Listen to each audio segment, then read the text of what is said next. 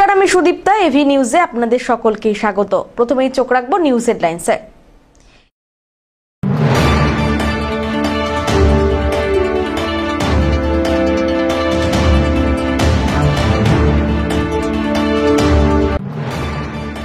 Managing কমিটির সদস্য মনোনয়ন ধুন্ধুমার জলপাইগুড়ি, শিক্ষকদের হাতাহাতিতে আক্রান্ত শিক্ষিকা।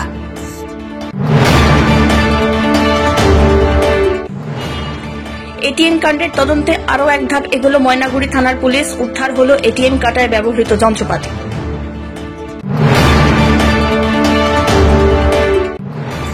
বাংলাদেশের বাসিন্দা ভারতের ভোটার, ভোটার তালিকায় নাম বাংলাদেশের বাসিন্দার।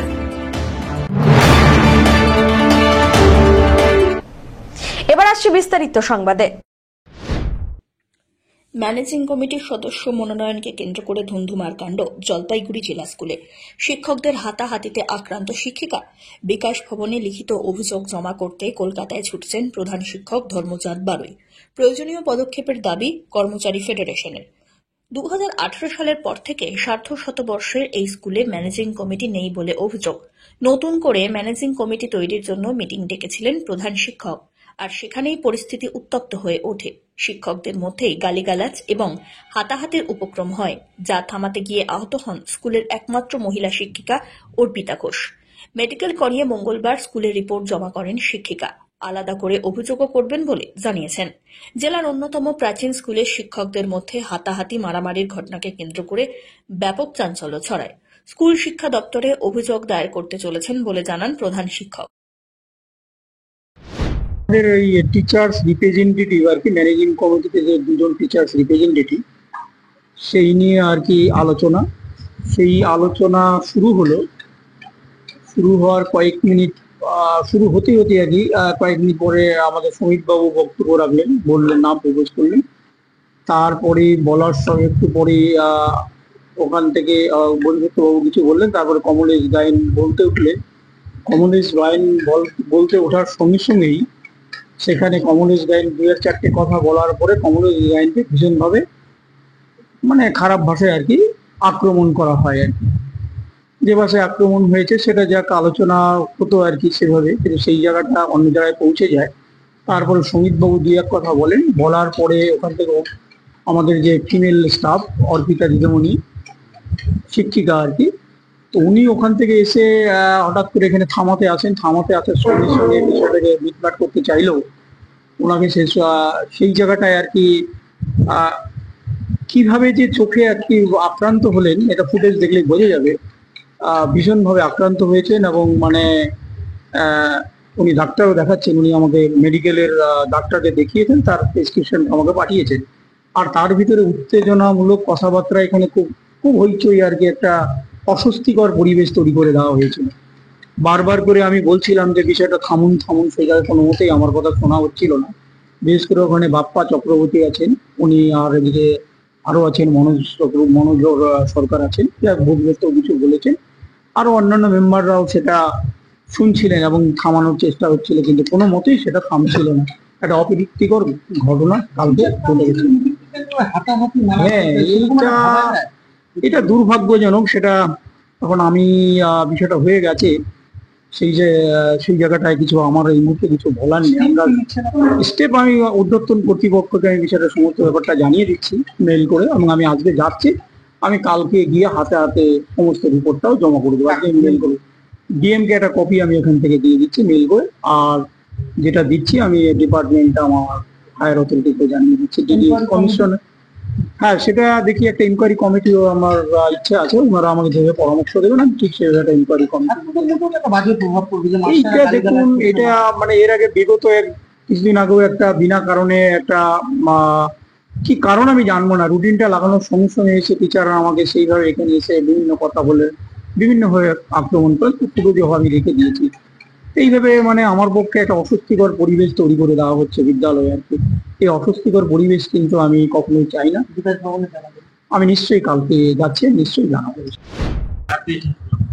দেখুন, হেডস্যার তো নিশ্চয়ই আপনাদের জানিয়েছেন আমাদের জেলা স্কুল। এবার খুবই আনটুয়ার্ড ইনসিডেন্ট, মানে এটা নিয়ে এরকম কিছু ভাবে আমি জানিও না। একটা আমাদের কালকে ম্যানেজিং কমিটির একটা মিটিং ছিল, নোটিশ করা হয়েছিল আগে, এবং সেখানে টিচার রিপ্রেজেন্টেটিভ নিয়ে একটা মিটিং এর কথা ছিল, এবং সেখান থেকেই তিন চার পাঁচজন টিচার, আমাদের অ্যাসিস্ট্যান্ট মাস্টার, ওনারা একটু উত্তেজিত হয়ে যান, মানে সেই বাগবিতণ্ডার মধ্যে। সেখানে আমিও প্রেজেন্ট ছিলাম, এখানকার অ্যাসিস্ট্যান্ট মিস্ট্রেস কেমিস্ট্রি। তো সেখান থেকেই বাগবিতণ্ডায় এতটাই মব আর কি, মানে এরকম হয়ে যায়। সেখানে একজনের হাতের ফিস্ট আর কি আমার পুরো চোখে লাগে, সেখান থেকে আমার অপারেশন হয়ে যায় চোখে। টিচার রিপ্রেজেন্টেটিভ চুজ করা নিয়ে ম্যানেজিং কমিটি, মানে সেখানে আমি কারোর নাম পার্টিকুলারলি ভাবে বলছি না, এটা একটা নিজস্ব একটা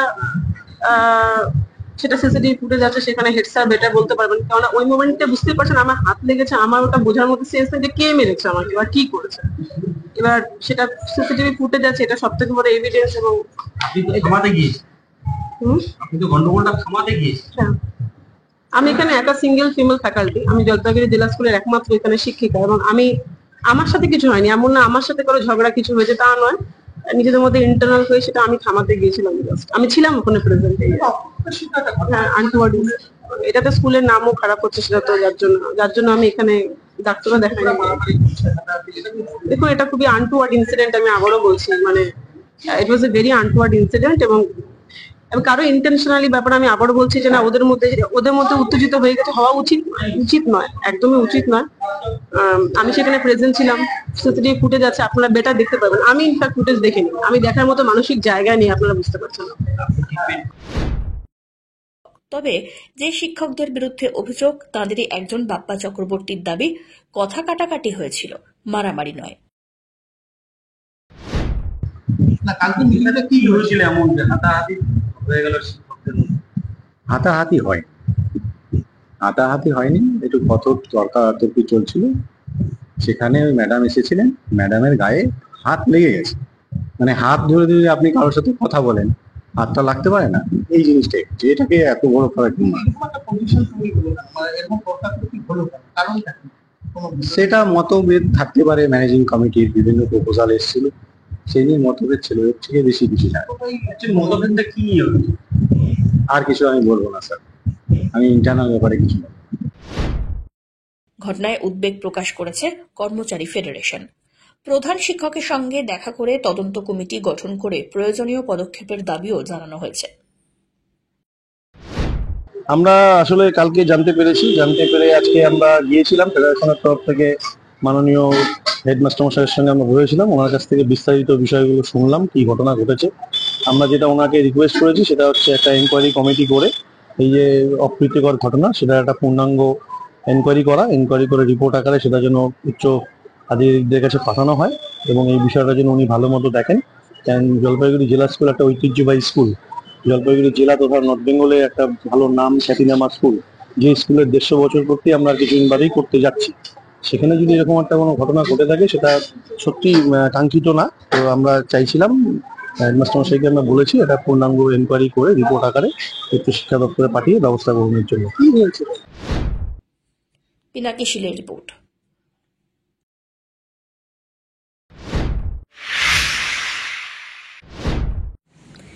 এটিএম কাণ্ডের তদন্তে আরও এক ধাপ এগোলো জলপাইগুড়ি ময়নাগুড়ি থানার পুলিশ। 10 দিনের মাথায় উদ্ধার এটিএম কাটায় ব্যবহৃত যন্ত্রপাতি। গত 14 তারিখ জলপাইগুড়ির বোলবাড়িতে রাষ্ট্রায়ত্ত ব্যাংকের এটিএম লুট করে ভিন রাজ্য থেকে আসা 5 দুষ্কৃতীর দল চম্পট দেয়। ব্যাংক কর্মীর দেওয়া তথ্যের উপর ভিত্তি করে 4 দুষ্কৃতীকে গ্রেপ্তার করে পুলিশ। একই সঙ্গে উদ্ধার হয় প্রায় 15 লক্ষাধিক টাকা। মঙ্গলবার ধৃতদের জিজ্ঞাসাবাদ করে পুলিশ জানতে পারে, লুটে ব্যবহৃত যন্ত্রপাতি পালানোর সময় দোমোহনী এলাকায় ফেলে যায় তারা।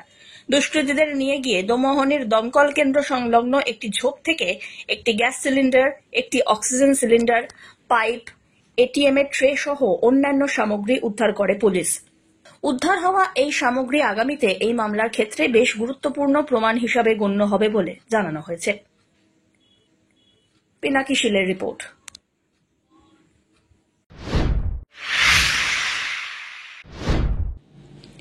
বাংলাদেশের বাসিন্দা ভারতের ভোটার তালিকায় নাম বাংলাদেশের বাসিন্দার।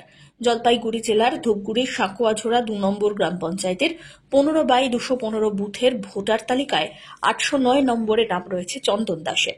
পিতার জায়গায় রয়েছে অন্যান্য গোবিন্দ দাসের নাম। জানা গিয়েছে গোবিন্দ দাস সম্পর্কে চন্দন দাসের দাদা।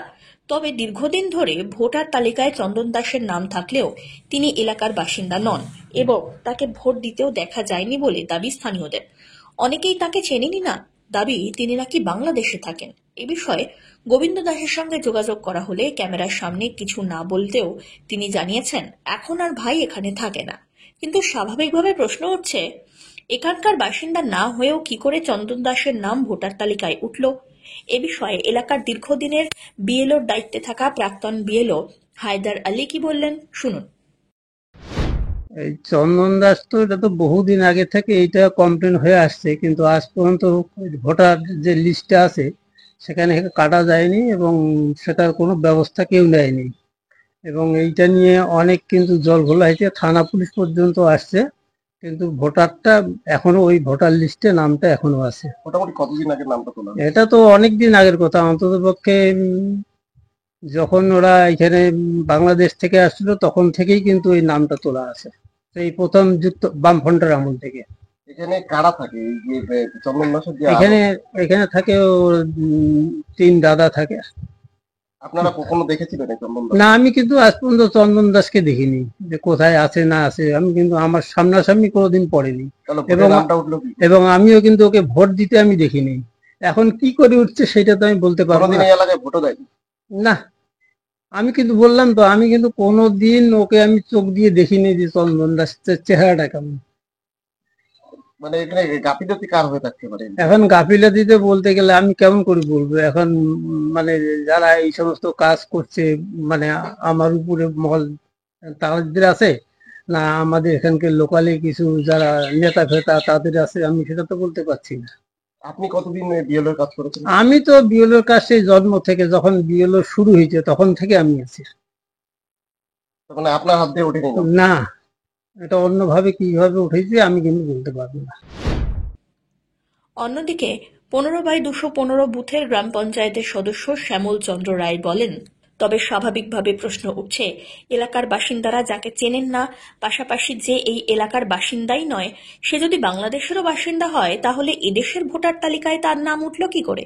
বহুদিন ধরে ভোটার তালিকায় নাম থাকা সত্ত্বেও সেই নাম বাতিল করার চেষ্টা হলেও কেন এই নামটি থেকে যাচ্ছে, প্রশ্ন উঠছেন সকলে।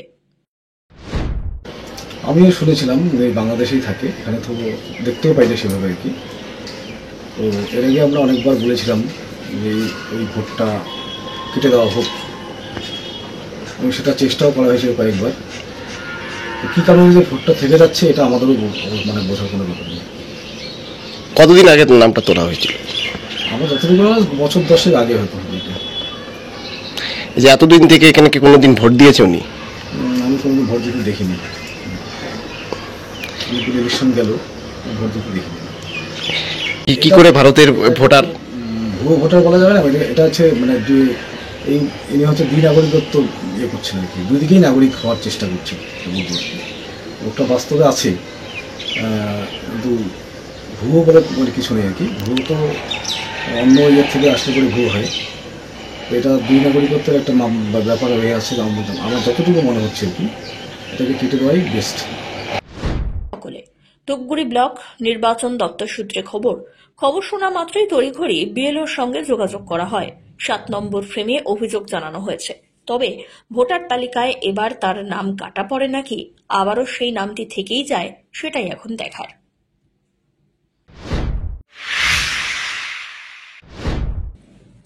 জলাভূমি রক্ষায় ফের সক্রিয় হলেন পরিবেশপ্রেমী সংগঠনের সদস্যরা। মঙ্গলবার পরিবেশ ও আমরা জলপাইগুড়ি সংগঠনের পক্ষ থেকে জলপাইগুড়ি সদর ব্লকের ভূমি ও ভূমি সংস্কার আধিকারিক বা বিএলআরওর সঙ্গে দেখা করেন এবং ডেপুটেশন জমা দেওয়ার কর্মসূচি পালন করা হল। সংগঠনের অভিযোগ, জলপাইগুড়ি শহরের বিশ্ববাংলা ক্রীড়াঙ্গনের পিছনের অংশে করলা নদীর ধারে অবস্থিত গুরুত্বপূর্ণ জলাভূমি এলাকায় বেআইনিভাবে মাটি ফেলে ভরাট করে নির্মাণ কাজ চলছে। পরিবেশ প্রেমীদের দাবি, ওই জলাভূমি শুধুমাত্র প্রাকৃতিক পরিবেশের ভারসাম্য রক্ষাই নয়, বহু জলচর পাখি এবং জীব বৈচিত্র্যের বাসস্থল হিসাবেও অত্যন্ত গুরুত্বপূর্ণ। সম্প্রতি নজরে আসে ওই জলাভূমি সংলগ্ন এলাকায় স্টিলের গেট নির্মাণের কাজ শুরু হয়েছে। পরিবেশ প্রেমীদের অভিযোগ, এই গেট তৈরির কোনো সরকারি অনুমতি নেই এবং এটি সম্পূর্ণ বেআইনিভাবে নির্মিত হচ্ছে। এ বিষয়ে সংগঠনের তরফে কড়া আপত্তি জানানো হয়।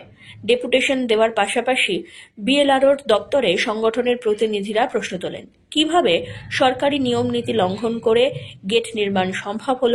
সংগঠনের সভাপতি জ্যোতিপ্রসাদ রায় এ বিষয়ে জানান, তবে আদৌ প্রশাসন এ বিষয়ে কি পদক্ষেপ নেয় সেটাই এখন দেখার। এটা আমরা আজকে খুব খুশি হচ্ছি এই কারণে যে আমরা শহরবাসীকে আরেকবার এই বিষয়টাকে নিয়ে একটা আলোচনার মধ্যে আনার চেষ্টা করতে পারবো। কারণ অনেকদিন থেকে মানুষের ধারণা যে ওখানে একটা কাজ হচ্ছে খুব র্যাপিড গ্রোথে, চাই আমাদের জলাশয় নিয়ে যে আন্দোলনটা আমরা করছিলাম বিশ্বকর্মা ক্রীড়াঙ্গনের পেছনটায়, সেই আন্দোলনটা করতে গিয়ে অনেকেই আমাদেরকে প্রশ্ন করে যে আপনাদের আন্দোলনের কি লাভ হলো, ওখানে বিল্ডিং হচ্ছে, এই হচ্ছে, হচ্ছে।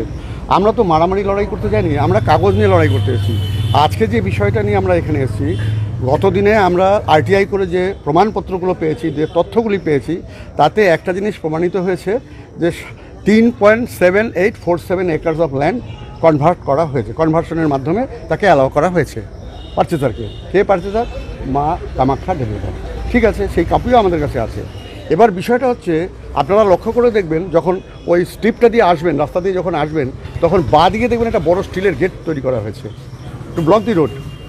ওই জায়গাটায় কী করে স্টিলের গেটটা তৈরি করলো, এটা হচ্ছে আমাদের প্রথম প্রশ্ন। কারণ হচ্ছে তাকে কনভার্সন অ্যালাউ করা হয়েছে যে লিমিটটা পর্যন্ত, তার লিমিট বাইরে তুমি কি করে আসো। পাশাপাশি এখানে বিএলআরও সাহেবের সঙ্গে একটা আলোচনাকালে উনি আমাদের প্রশ্ন করলেন যে হতে পারে সেটাও হয়তো কিনেছে, ধরে নিলাম কিনেছে, কিন্তু উইদাউট কনভার্সন ক্লাসিফিকেশন চেঞ্জ করছে কী করে? ওখানে ডাম্পের পর মাটি বালু সমানে ফেলে যাচ্ছে। এই অধিকার তাকে কে দিয়েছে? তুমি কিনে থাকতো, যে কোনো জিনিস কিনতে পারো, তোমাকে যদি ক্লাসিফিকেশন চেঞ্জ করতে হয় কনভার্সনের মাধ্যমে আসতে হবে। তুমি কনভার্সন করেছো 3.7847 একর্স অফ ল্যান্ড, তার উপরে তুমি এইখানে গেলা কী করে? এটাই আমাদের প্রশ্ন ছিল আজকে। উনি আমাদের দায়িত্ব নিয়ে বললেন যে না, যদি এইটা হয়ে থাকে, তাহলে হয়ে থাকে কি, আমি ম্যাপ দিলাম, নকশা দিলাম, তাতে একদম বুঝিয়ে দিলাম যে আমাদের প্রশ্নটাতে কতটা বাস্তবসম্মত।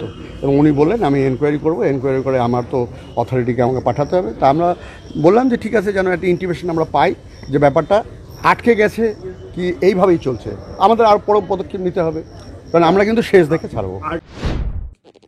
ধীমান রায়ের রিপোর্ট।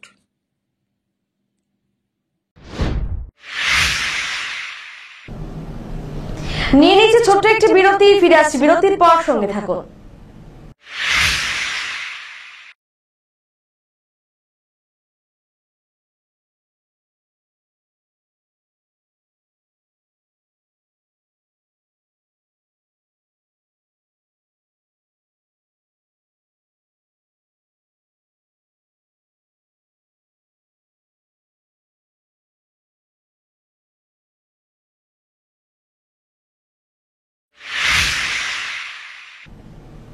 ফিরে এলাম বিরতির পর।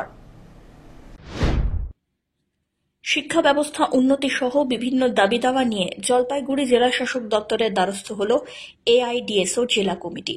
মঙ্গলবার শহরের বিভিন্ন পথ পরিক্রমা করে ছাত্র নেতা এবং নেত্রীরা জেলা শাসক দপ্তরের সামনে হাজির হয়।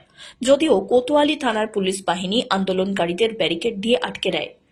এআইডিএসওর দাবি, যোগ্য শিক্ষক শিক্ষিকাদের সসম্মানে স্কুলে ফেরাতে হবে, এসএসসিতে দুর্নীতিগ্রস্তদের দৃষ্টান্তমূলক শাস্তি দিতে হবে, সব শূন্য পদে শিক্ষক নিয়োগ, চা বাগান সহ প্রত্যন্ত এলাকার ছাত্রছাত্রীদের জন্য বিশেষ প্যাকেজ চালু করতে হবে। এছাড়াও সরকারি শিক্ষা ধ্বংসকারী নয়া জাতীয় ও রাজ্য শিক্ষানীতি কার্যকর করা চলবে না।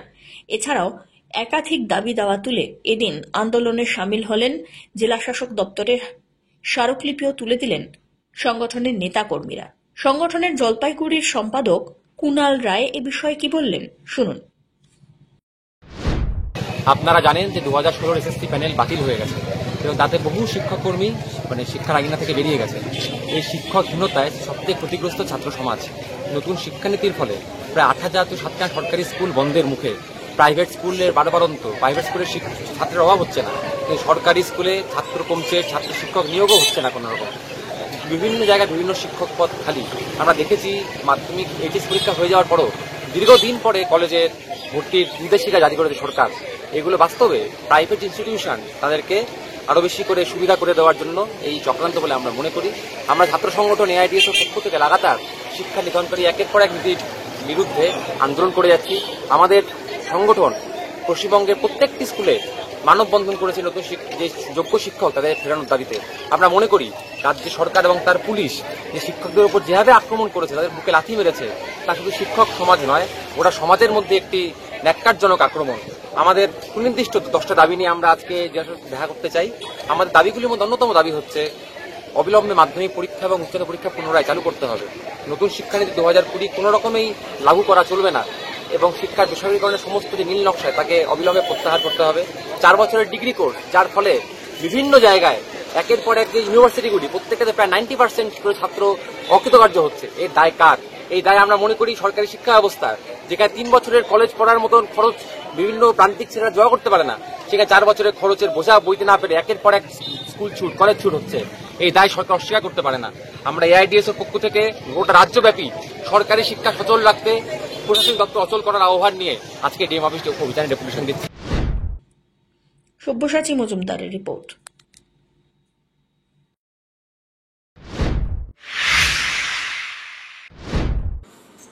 গুরুত্ব দেননি পঞ্চায়েত সদস্য, নিজেরাই উদ্যোগ নিয়ে তৈরি করছেন শ্মশান।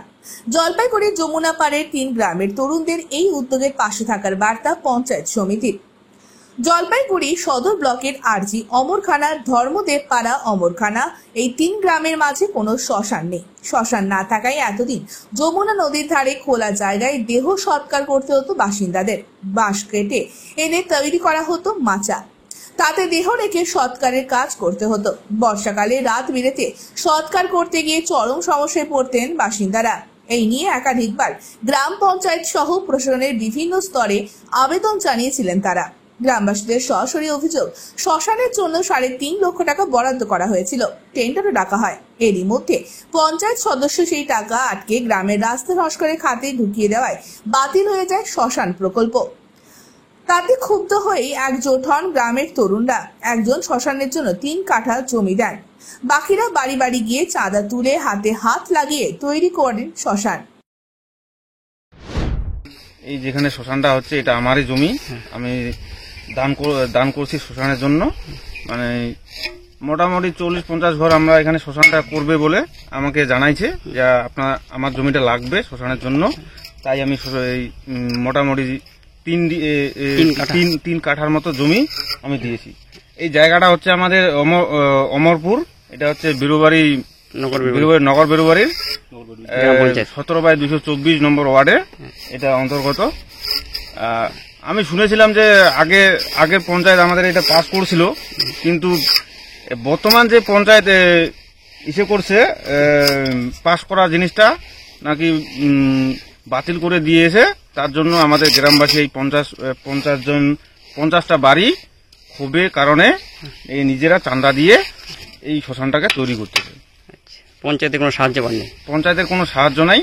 আমার একটাই বক্তব্য যে যেটুকু কাজ করছি এর থেকে যেন আরো যে কাজটা বাকি আছে এটা যেন সরকারি অনুদানে কিছু টাকা পাই, আমরা যেন এটা একটু কমপ্লিট করতে পারি, সেটাই একটু আশাবাদী করতেছি।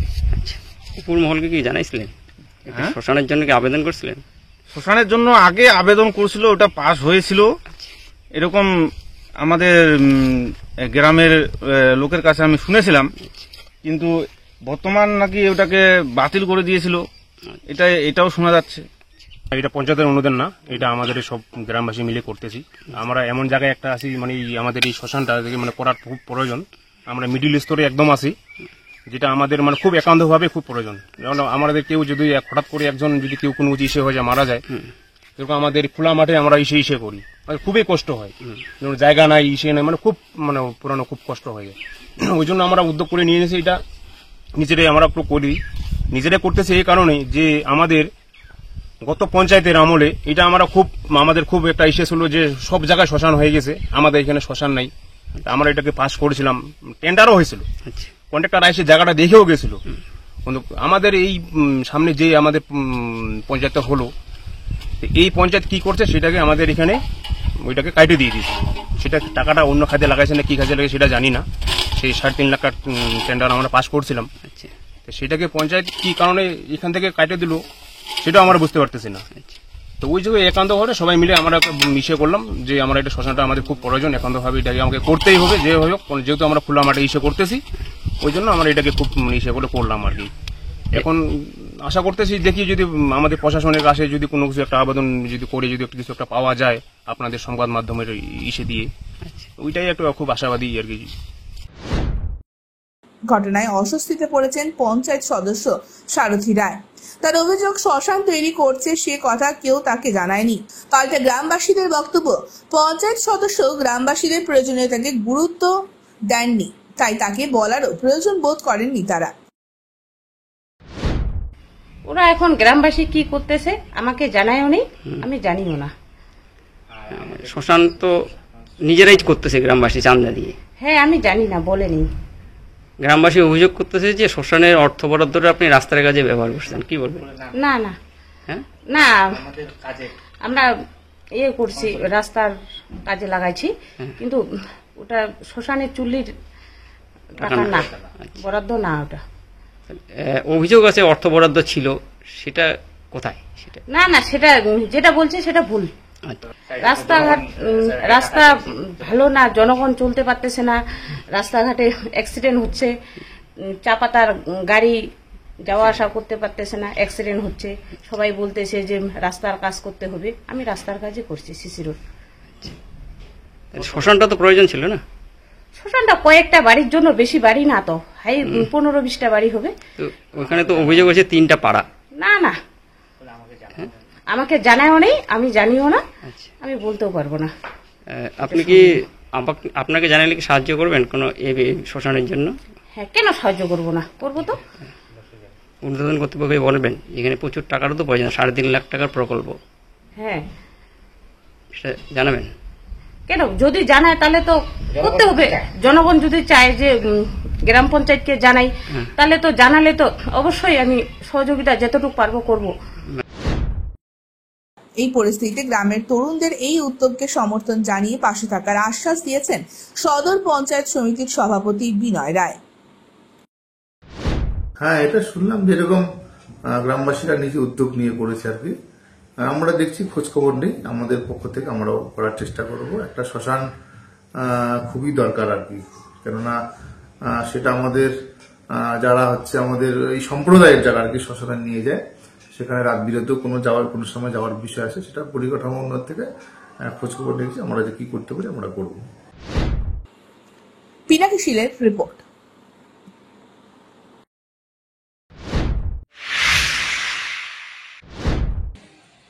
জলপাইগুড়ি জেলা ক্রীড়া সংস্থা পরিচালিত ফার্স্ট ডিভিশন ফুটবল লিগ শুরু হয়েছে 6ই মে। মঙ্গলবার এটিও মালবাজার বনাম জেওয়াইসিসির খেলা হয়। টানটান উত্তেজনার মধ্যে দিয়ে 1-1 গোলে শেষ হয় খেলা। খেলাকে কেন্দ্র করে সাময়িক উত্তেজনা ছিল। খেলা নির্ধারিত সময়ে শেষ হয়। এই খেলায় জেওয়াইসিসির হয়ে একটি গোল করেন দীপঙ্কর রায় এবং এটিও মালবাজারের হয়ে একটি গোল করে আমির হোসেন। খেলার ফলাফল হয় ড্র। এটিও মালবাজারের man of the match Saroj Rai. এই লিগে জলপাইগুড়ি রেফারি অ্যাসোসিয়েশনের সদর ইউনিটের পক্ষ থেকে ম্যান অব দ্য ম্যাচের ট্রফিটি দেওয়া হয়। পিনাকি শীলের রিপোর্ট।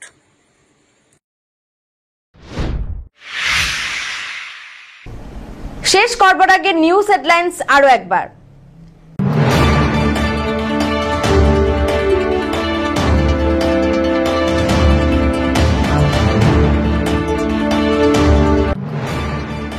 ম্যানেজিং কমিটির সদস্য মনোনয়ন, ধুন্ধুমার জলপাইগুড়ি, শিক্ষকদের হাতাহাতিতে আক্রান্ত শিক্ষিকা।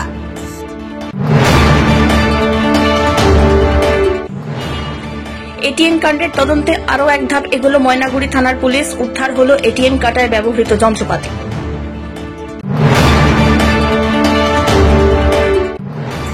বাংলাদেশের বাসিন্দা ভারতের ভোটার, ভোটার তালিকায় নাম বাংলাদেশের বাসিন্দার।